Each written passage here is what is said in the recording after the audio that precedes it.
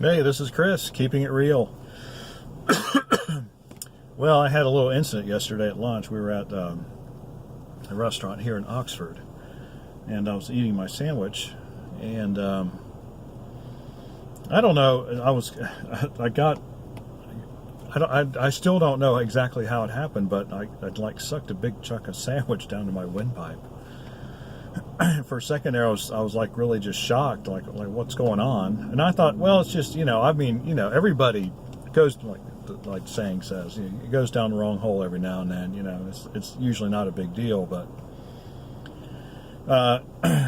next thing I knew, I could barely breathe. I mean, it was like really, the shock of it was quite profound. On the one hand, I was relieved that I could breathe a little bit.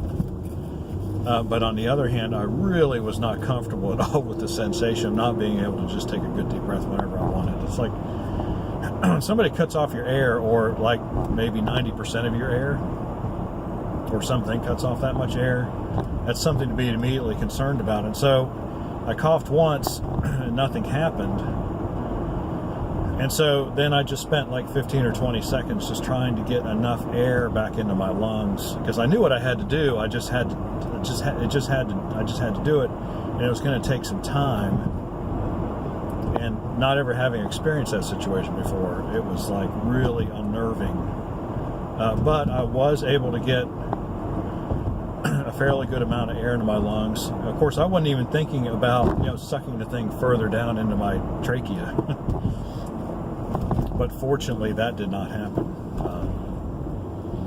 It stayed where it was. I was able to get a good half a breath, and I was able to get a really good cough, and that dislodged it. And then it took a couple more I don't believe I've ever coughed that hard in my entire life. I mean, it was as hard as I could cough to get everything else out of there.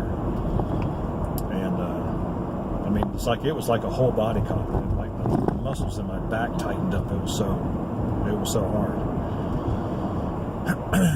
And everybody's looking at me, like my parents there and Lee's there, and they're like, "Wow, man, what are we going to have to do?" But fortunately, nobody had to do a Heimlich on me or anything. Now, if it had been totally blocked off, it would have been a different story. I don't know. It was really funny. It's like I can't breathe, and I'm thinking, do I just need to spit my food out onto the floor or something? Should I get a napkin and spit it out into there first before I really start worrying about it?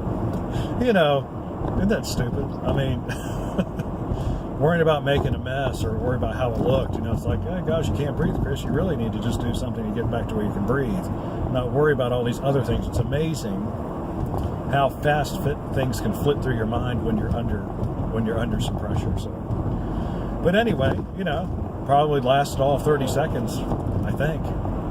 It seemed like a lot longer, but I'm sure that's all it was. And then, everybody, including me, breathed this big sigh of relief, and I went back to eating my sandwich. And I did think about it when I was going to sleep last night, though. Just kind of replaying it in my head, because that's kind of it was stressful, but it was also unique.